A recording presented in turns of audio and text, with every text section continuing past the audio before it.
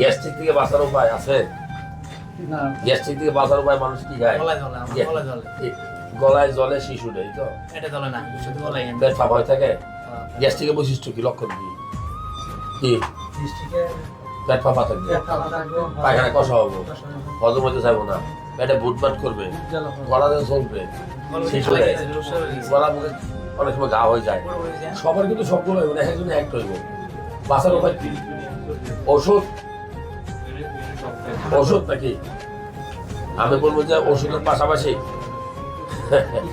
ওষুধের পাশাপাশি রাত্রে বা দিনে আপনি যখনই ভাত খান, ভাত খাওয়ার মাঝখানে পানি খাবেন না। আর খাবার আইটেমটা যাতে গ্যাস্ট্রিক বেশি হয়, জাল তারপরে মশলা অতিরিক্ত খাই আমরা অনেক, এটা বন্ধ রাখতে হবে। বাইরে খাবার বন্ধ রাখতে হবে। বেশি করে সবজি, মিক্স সবজি খাইতে হবে। ভিতরে পড়ে